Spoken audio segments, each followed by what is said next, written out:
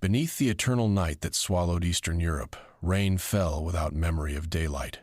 It had fallen this way for centuries, patient and gray, washing the cobblestones of forgotten cities that no ordinary map remembered. Above the rooftops of Budapest, the moon watched through torn clouds like a wounded eye. And somewhere in the hills beyond the river, the old war continued as it always had. Vampires moved through candlelit halls of black marble. Lycans ran through the frozen forests with breath rising like smoke from their jaws. Humanity slept between them, dreaming small dreams, unaware that their history had been written in the blood of monsters. Far below creation, in a realm where fire replaced air and screams replaced silence, another watcher leaned closer to the world of men. Malebolgia, the Hell Lord, had grown fond of this hidden conflict. Each fallen soldier, each murdered coven, each butchered pack fed a harvest that no mortal war could rival. Yet what pleased him most was not the volume of souls but the thinness of the veil above them. Centuries of supernatural bloodshed had worn the barrier between dimensions until it shimmered like wet paper. A patient god could push a finger through such a thing. A cunning one could send a soldier. He chose his greatest. The vortex opened inside the ruined cathedral outside the city where broken saints wept dust from empty eye sockets. Green fire spilled through the shattered nave, coiling around the pews in living tendrils, and from the heart of that light stepped a shape armored in black.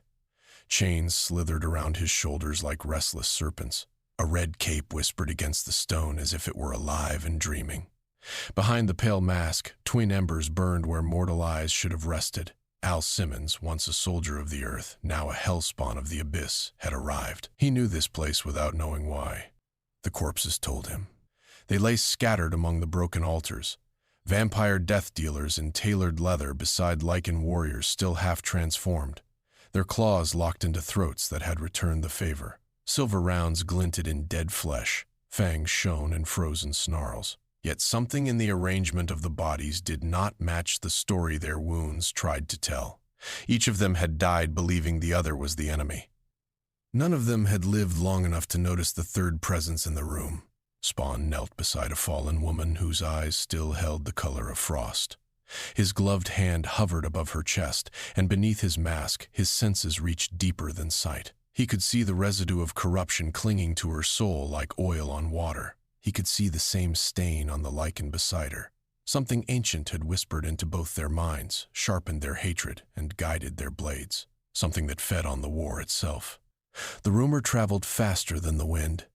Within a single night, whispers passed between covens in Vienna and packs in the Carpathians. A demon walked the ruined places, they said. Silver bullets folded around him like rain. Vampire blades broke against his skin.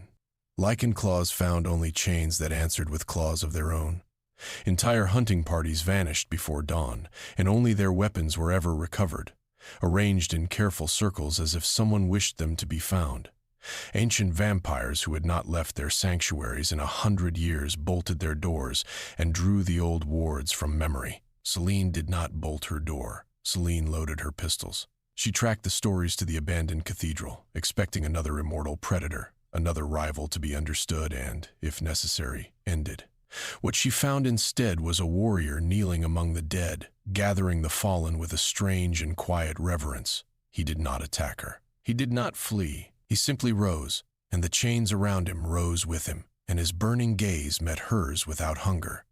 For the first time in centuries, the monsters of the world understood that they were no longer the most terrifying thing in it. Celine did not lower her weapons, and Spawn did not ask her to.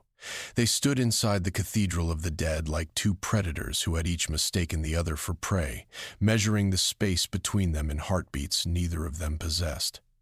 Rain slid through the broken roof and traced silver lines down her coat. It struck his armor without sound, as if the black plates drank the water before it could speak. He spoke first, and his voice carried the roughness of a man who had once been human and could still remember the shape of that memory. He told her the dead in this cathedral had not killed one another. He told her something had whispered into both their bloodlines for a very long time. He told her he intended to find it, and that she was welcome to help or step aside, but she was not welcome to interfere. Celine chose a fourth option. She fired. Silver rounds crossed the ruined nave in a bright line, and the chains along his shoulders rose to meet them like the necks of curious snakes. Metal struck metal and sang. She moved before the echo faded, closing the distance with the grace of a woman who had survived 600 years of blade work, and Spawn moved to receive her.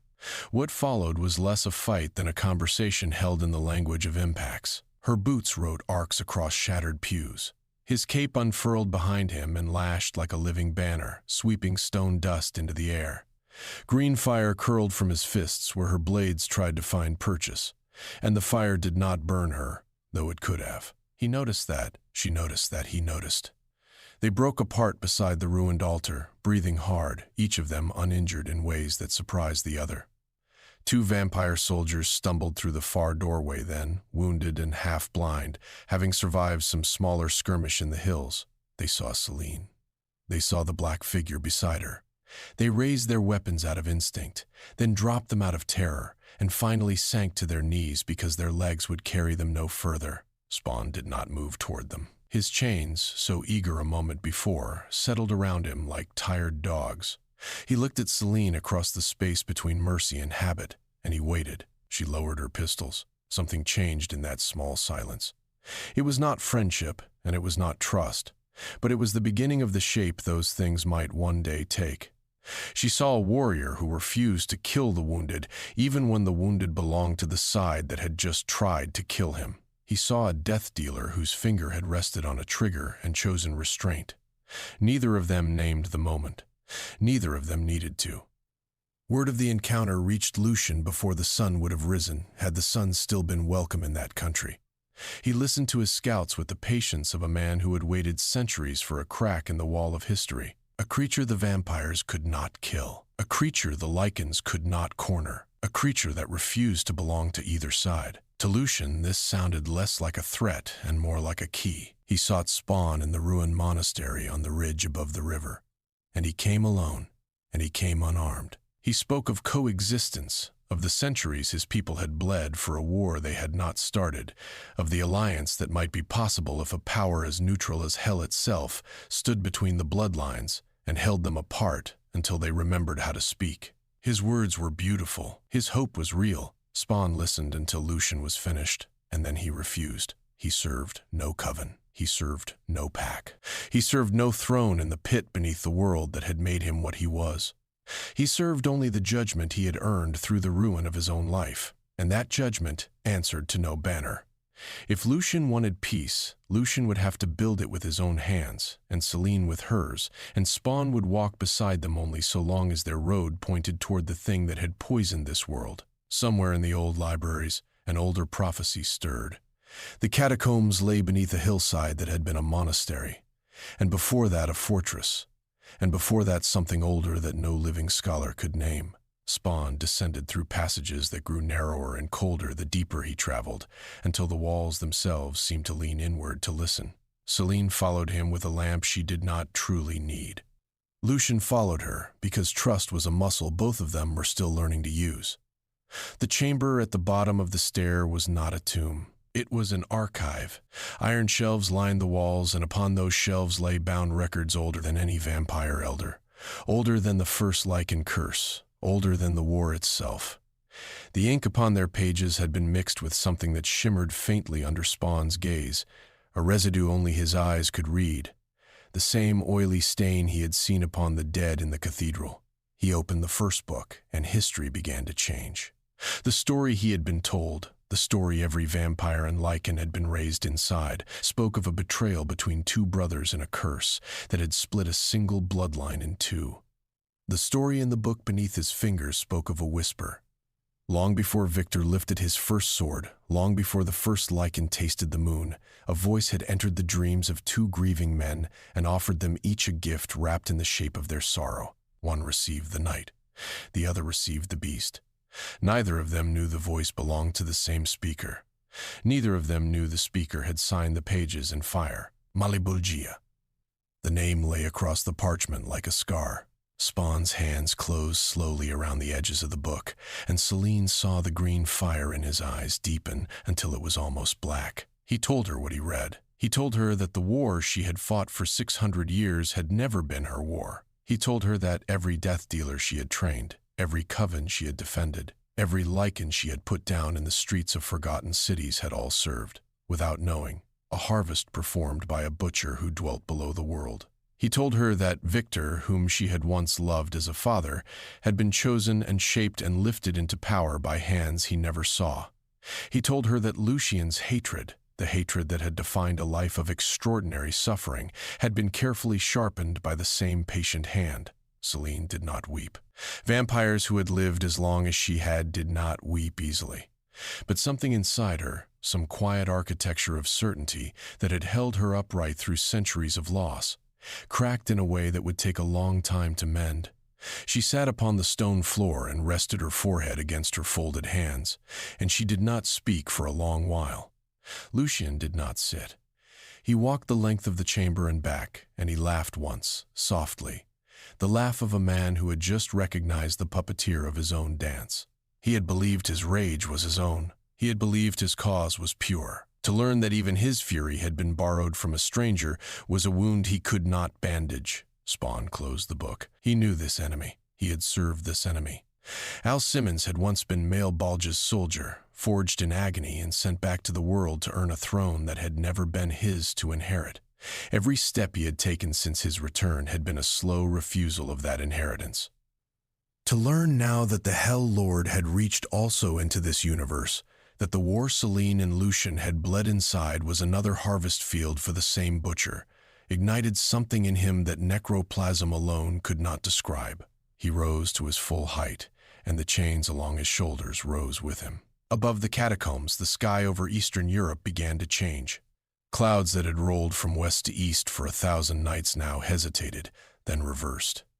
Somewhere far below the world, a door that had been closed since the first war began to open, because the enemy inside had understood that his hidden game was hidden no longer. Hell had lost its patience. The sky tore open above the Carpathians at the hour when even predators sleep. It did not thunder. It did not roar. It simply parted, the way a wound parts when the knife is finally withdrawn, and through the wound came fire. Legions poured through the gap, winged things with too many joints, four-legged beasts whose hides bled smoke. Riders wrapped in armor that had been hammered from the bones of older gods.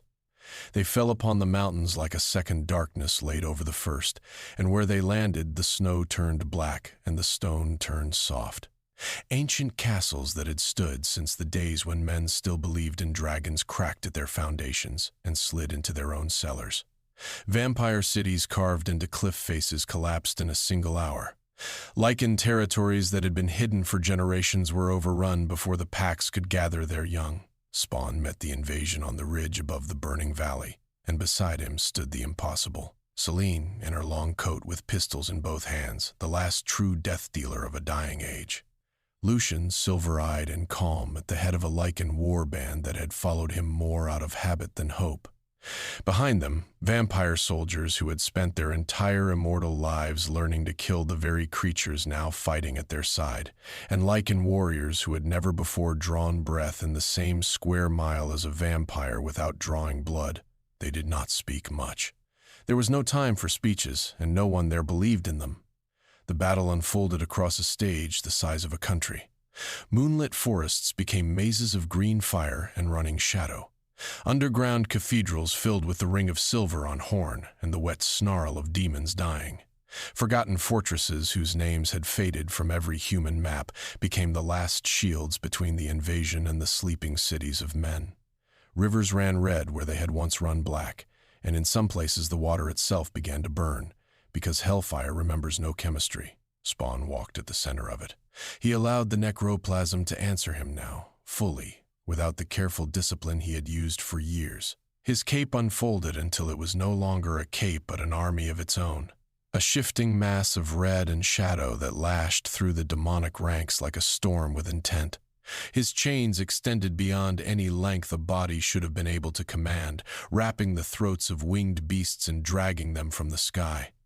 Green flame poured from his hands, from his eyes, from the seams in his armor, until the eternal night of the underworld glowed as if a second, wilder moon had risen from the earth. Celine fought beside him and did not flinch. She had seen power before. She had never seen power that grieved, for that was the secret of Spawn's strength and the danger of it.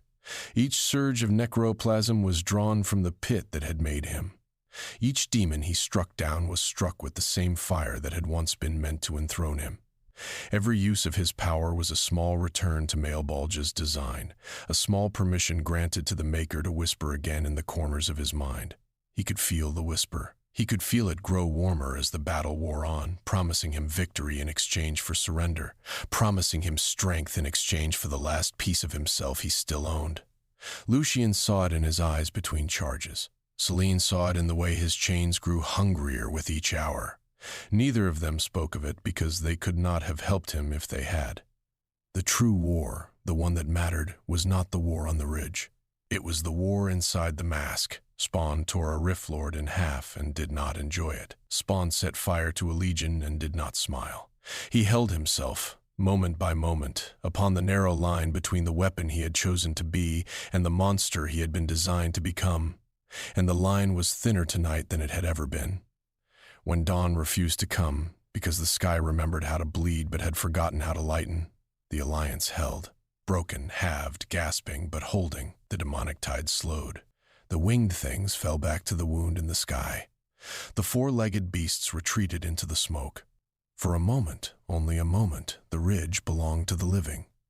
Then the gateway widened again, and something enormous stepped through. The clouds recoiled from it. The mountains beneath it groaned. The Alliance saw its shape and understood, without being told, that everything until now had been the first movement of a longer song. Malebolgia had come to finish it himself. The blood-red moon hung low over the ridge, so close it seemed a man might have reached up and cut himself on its edge. Beneath it stood Malebolgia, taller than the broken towers around him, wearing a body carved from the memory of every torment he had ever inflicted. His eyes were not eyes, they were doors. And through those doors, Spawn could see the pit that had made him, waiting with the patience of a room that has always expected its owner to come home. The others fell back without being told. Celine lowered her pistols, not in surrender but in recognition that whatever was about to happen belonged to one soul only. Lucian rested a hand upon her shoulder, and neither of them looked away. Malebolgia did not roar. He spoke, and his voice was gentle in the way a wound is gentle when it has stopped hurting because the nerve is dead. He offered everything. He offered Al Simmons his face back, the true face, the one that had smiled at a woman in a small kitchen in a small house on a small street, in a country that felt very far away. He offered his wife, restored, warm, unaware that she had ever grieved. He offered a life uninterrupted by fire, a marriage uninterrupted by betrayal, a soul uninterrupted by the pit. He offered the erasure of every year of suffering, as easily as a hand wipes mist from a window, all in exchange for obedience. Just one word, just one bent knee. Just the surrender of the will that had refused him for so long. Spawn heard the offer the way a drowning man hears music. He felt the shape of the life he had lost press against the inside of his chest, and for one long, terrible second, he considered it. He considered it fully, honestly, without the comfort of easy refusal. He had earned that honesty. He owed himself that much. Then he answered. He told Malebolgia that the man who could have accepted such a gift had died in fire many years ago, and that whatever had walked out of that fire was not for sale. He told him that a life bought with obedience was not a life at all, only a longer cage with prettier bars. He told him that free will, however small, however broken, was the only thing hell had never truly owned, and the only thing worth keeping. Then he attacked. The battle that followed cannot be described in the language of ordinary warfare. It was fought in fire and in memory, in the space between what a man is and what a man has been told he must become. Celine and Lucian moved at the edges of it, drawing the lesser demons away, buying the seconds that Spawn required. The united forces of Vampire and Lycan, side by side for the first time in their long and grieving history, held the flanks of the ridge and refused to break. Spawn did not defeat Malebolgia through strength. Strength was the pit's own language, and to speak it fluently would have been to lose. He defeated him by refusing him. Each blow he struck was a sentence in that refusal. Each chain that wrapped the Hell Lord's throat was a promise that this soul, this one soul, would not come home.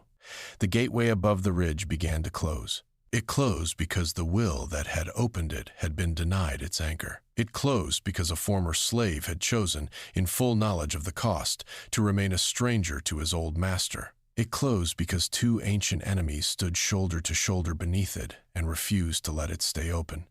Malebolgia was drawn backward through the wound in the sky, roaring at last, the gentleness gone. The wound sealed behind him with a sound like a great door being closed for the final time in a house no one would ever visit again. The blood-red moon paled. The ridge was silent. Above the exhausted alliance, for the first time in a very long night, an ordinary star appeared. Peace, when it came, did not arrive as a trumpet. It arrived as a slow exhale across a landscape that had forgotten how to breathe. Snow returned to the Carpathians, ordinary snow, cold and clean and uninterested in prophecy. The rivers ran black again instead of red. The clouds resumed their old habit of drifting west to east above the ruined castles, and the ruined castles began, in small ways, to be less ruined. The vampire covens counted their dead first. The Lycan packs counted theirs second. When both counts were finished, someone noticed that the numbers together were smaller than either side had feared, because both sides had been fighting the same enemy at the end, and neither had been fighting each other. That single fact, once spoken aloud, changed more than any treaty could have. Not everyone welcomed the change. Old hatreds do not die because their reason has been exposed. In the great halls where vampire elders had once ruled by fear, some voices still whispered that the Lycans were beasts and always would be. In the deep places where Lycan patriarchs had once sharpened their grief into policy, some still muttered that the vampires had drunk from their kin and could never be forgiven. These voices were not silenced. They were simply, for the first time in centuries, outnumbered. Spawan refused every offer that was made to him. They offered him a seat upon the new council. They offered him a title, a fortress, a name in the history that would be written when the historians were brave enough to return. He listened to each offer with the same quiet patience he had shown Lucian in the ruined monastery, and he refused each one with the same steady voice. He was not the one to lead this world. He had come to break a chain, not to forge a crown. He told Celine, in a quiet conversation upon a broken parapet, that leadership belonged to those who would still be here when the seasons changed. She would be here. Lucian would be here. The children not yet born to either bloodline would inherit whatever these two built between them, and whatever they built would be stronger for having been chosen rather than commanded. Celine did not argue. She had learned, at last, when to accept a gift. In the long nights that followed, Spawan walked the ruined places alone. He walked through the shell of the cathedral outside Budapest where he had first arrived. He walked through the archive beneath the hill where he had learned the shape of the enemy. He walked through the ridge where the sky had bled and closed. At each place he stopped for a while, and he did not pray, because prayer was not a language he owned, but he listened. He understood, as he walked, that salvation had never been a door that would be open for him from the other side. It had always been a door he would have to keep choosing to walk toward, one step at a time, for however long he was permitted to walk. Malebolgia had believed suffering could only produce servants. Al Simmons had proved, one refusal at a time, that suffering could also produce witnesses. The eternal night did not end. It had never been the night that was the problem. It had been the hand that had reached into the night and moved the pieces upon its board. That hand was withdrawn now. What the night became in its absence would be the work of those who lived beneath it. Spawan prepared, quietly, to leave. Months passed the way months pass in a country that has decided to survive. The Joint Council convened in a hall that had once been a vampire throne room and was now something less grand and more useful. Celine sat at one end of the long table, in the plain coat she still preferred, and Lucian sat at the other, and between them sat representatives of covens and packs who had spent the earlier part of their lives trying to kill one another, and were now, awkwardly, learning to disagree with words instead of teeth. It was not elegant. It was not always peaceful, but it held. Ancient castles that had been armories became libraries. Fortresses that had been staging grounds became schools. In the villages of the foothills, human families who had lived for generations at the edge of a hidden war began, slowly, to notice that the war had grown quieter. They did not understand why. They only knew that fewer of their neighbors vanished in the winter, and that felt, to them, like a kind of miracle they were content not to explain. Spawn watched from the ridges. He had grown thinner in the months since the gateway closed, though thinness was not quite the word, since his body had never been the kind that hungered. It was his purpose that had grown lean. There was less for him to do here now, and he had never been a creature who lingered where he was not needed. On the night he chose to leave, the dimensional rift opened for him as quietly as a page turning. It was not the wound Malebolgia had torn. It was a smaller, cleaner passage, the kind that opens for those who have finished their errand. Celine walked with him to the edge of it. Lucian walked a step behind. Neither of them asked him to stay, because they had learned to respect the shape of his number. He looked at them for a long moment, and beneath the mask something that might have been a smile passed through the burning green of his eyes. Then he stepped through, and the rift folded shut behind him, and the ridge was empty except for two former enemies standing side by side. In a small window in a small house in a small village at the foot of the mountains, a vampire child pressed her face against the glass and watched the sky lighten in the east. She had been told, all her short life, that the sun was a killer. She had been told that the day belonged to another kind of creature, and that her kind belonged to the night. Tonight, or rather this morning, she had disobeyed. She waited, and when the first pale gold spilled over the ridge, it did not burn her. It touched her cheek the way any morning touches any child, and she laughed, softly, because she had not known that mornings could feel like that. The eternal night had not disappeared. It never would. But hope, at last, walked beside it, and hope had learned to keep the darkness company without being consumed by it. Somewhere far beyond that sky, a warrior wrapped in chains walked into another darkness, carrying with him the quiet knowledge that even the damned could become legends, not because they had escaped the fire that made them, but because they had chosen one refusal at a time to stand between the fire and those it wished to consume. The story of Spawn beneath the eternal night closed there, gently, the way an old book closes when its reader has finally understood what it was trying to say.